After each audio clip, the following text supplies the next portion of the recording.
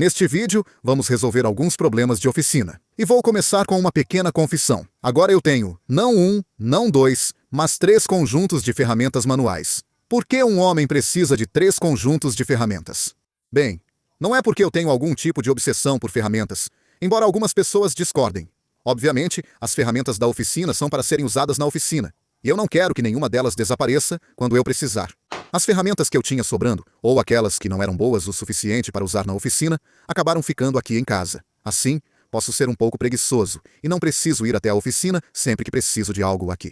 Mais recentemente, porém, um amigo entrou em contato e me perguntou se eu queria algumas das ferramentas antigas do pai dele. E assim, acabei montando um terceiro conjunto de ferramentas para o carro. Porque quando estou fora de casa fazendo trabalhos, mesmo que eu normalmente leve o que preciso da oficina comigo, sempre parece que tem alguma coisa que eu preciso e acabei esquecendo. Quando estou na casa da minha sogra, sempre ouço um: "Já que você está aqui, pode..." Ferramentas de segunda mão são baratas, às vezes até grátis, e fáceis de encontrar. Ter vários conjuntos facilita muito. Algumas ferramentas desse último lote eram de boa qualidade. Também gostei bastante da caixa de ferramentas. Essas gavetas tinham um plástico moldado com brocas, mas removi e coloquei compensado no fundo para usá-las como gavetas comuns de ferramentas. O problema é que, inevitavelmente, as coisas acabam sendo movidas de vez em quando, e eu quero poder devolver as ferramentas para o conjunto ao qual elas pertencem. Aqui dentro, eu tenho uma lata velha de Hammerite vermelha. Vou montar um escorredor e mergulhar as ferramentas na tinta, antes de pendurá-las para secar. Uma tinta à base de solvente como a Hammerite é a melhor opção para isso, por causa da sua durabilidade. E as ferramentas precisam estar razoavelmente limpas e livres de gordura para a tinta aderir. Mas não estou sendo muito exigente com isso. Não preciso que fique bonito. Estou fazendo isso apenas como uma forma de identificar onde devolver minhas ferramentas para que, com sorte, nada desapareça. Em um dia ensolarado e com vento como este, essa tinta deve secar ao toque em algumas horas. E fiz o mesmo novamente com minhas ferramentas de casa, desta vez usando uma tinta esmalte azul velha que eu tinha sobrando. Algumas ferramentas não quero pintar, então usarei fita isolante da cor adequada nelas.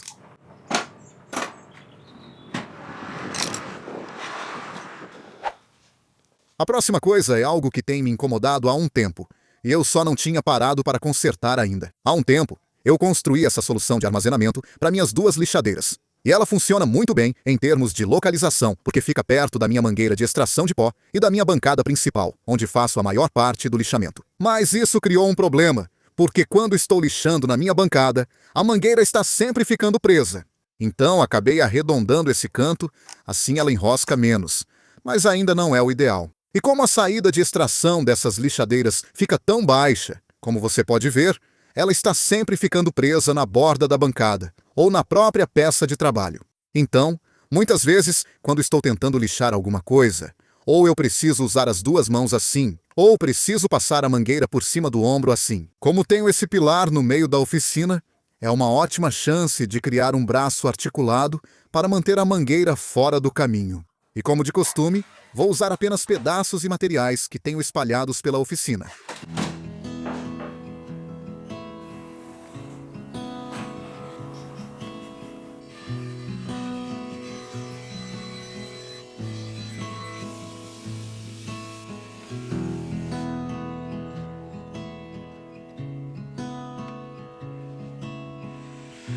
Vou adicionar vários furos nisso, não só para deixá-lo mais leve, mas também para me dar lugares para amarrar as coisas.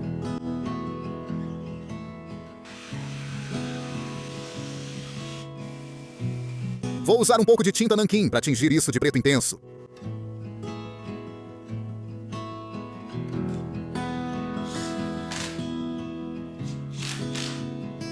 Coloquei um bloco para afastar isso do poste e dar mais espaço ao movimento do braço. Abraçadeiras de nylon seguram bem, fixando tanto a mangueira do aspirador quanto os cabos de energia. Agora é assim, os cabos estão presos.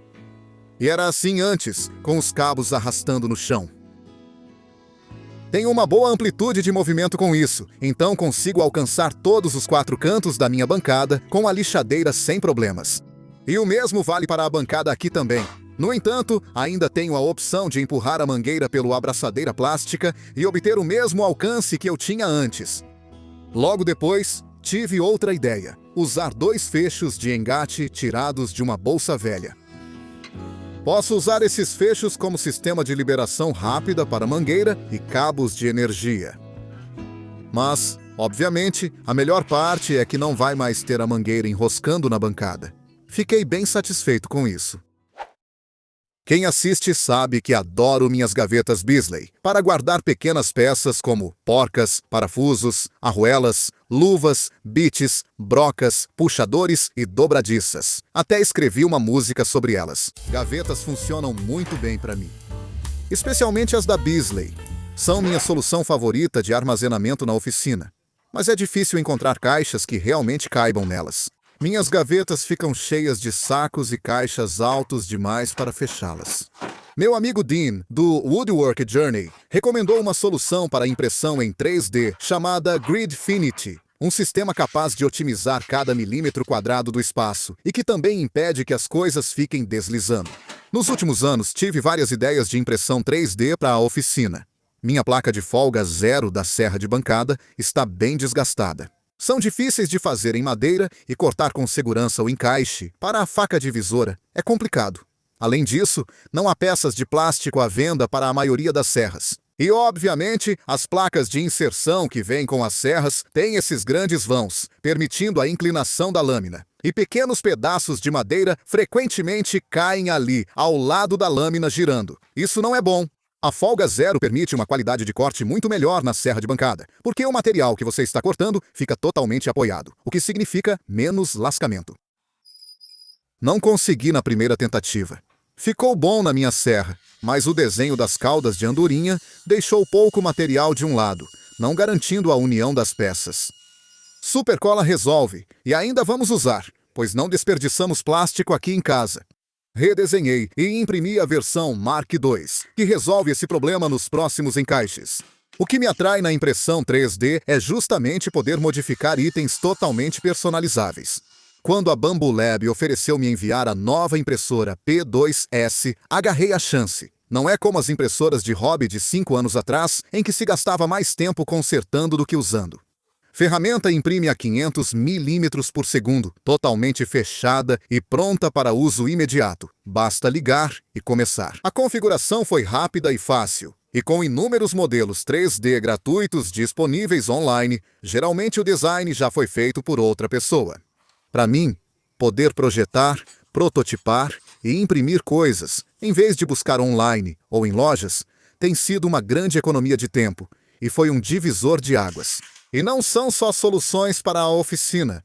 Consertei vários brinquedos do Pequeno Brown e há inúmeras soluções para casa também. Se quiser melhorar suas habilidades de criação e de resolução de problemas, confira a Bambu Lab P2S ou outras impressoras deles. Para este modelo, os preços partem de 479 libras pela unidade básica. Com a promoção de 4º aniversário da Bambu Lab, este é um ótimo momento para comprar. Você pode encontrar um link na descrição abaixo deste vídeo. Organizar gavetas por algumas horas pode não agradar a todos, mas para mim foi o paraíso. Tenho outro gadget para mostrar neste vídeo. Eu tive sorte em um brechó e encontrei uma rotuladora Dymo. E como as caixas Gridfinity têm espaço para etiquetas, eu posso rotular algumas delas. Não vou rotular todas, pois com o tempo devo guardar coisas diferentes em cada caixa. Mas as que rotular ajudarão a identificar quando algo estiver acabando. Isso será muito útil em casa. O próximo problema que quero resolver é o armazenamento dos meus tubos de silicone e adesivo, porque essa velha caixa de papelão toda rasgada não vai durar muito mais tempo.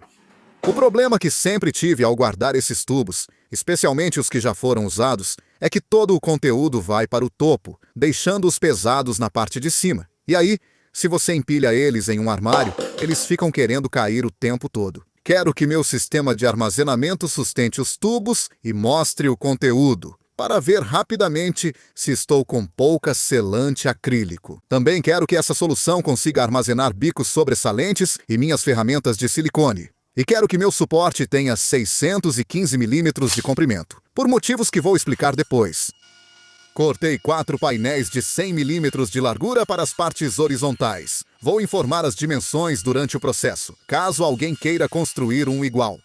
Estou usando compensado de apenas 9 milímetros de espessura para isso. É apenas um compensado de embalagem em que uma das minhas máquinas de marcenaria chegou, mas eu recomendaria usar de 12 ou 18 milímetros. Cortei as peças com 600 milímetros de comprimento, e os 2 painéis laterais medem 100x 300 milímetros. Peguei 2 pedaços de 600 milímetros, marquei o centro e depois marquei a cada 65 milímetros. Essas marcas indicam onde vou fazer furos com uma serra-copo de 52 milímetros. Estou perfurando 2 painéis juntos e uso uma terceira tábua embaixo para reduzir lascas. Agora posso colar e prender, começando pelo painel inferior. Depois, a 110 milímetros acima disso, vai ter uma prateleira, e para isso estou colando uma das tábuas maciças a um dos painéis perfurados. O painel perfurado de cima fica no topo.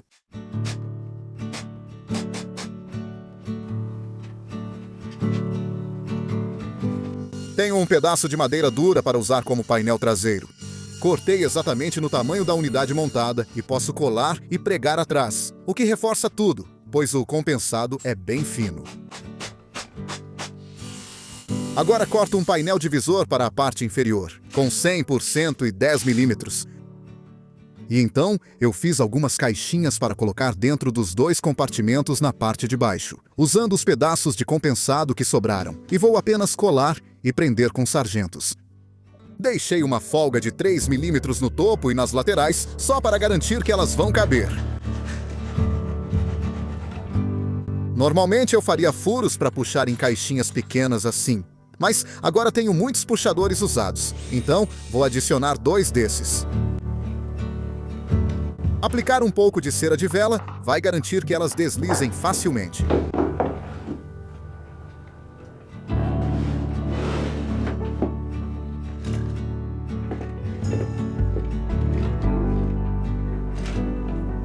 Vai se encaixar perfeitamente nas prateleiras do depósito.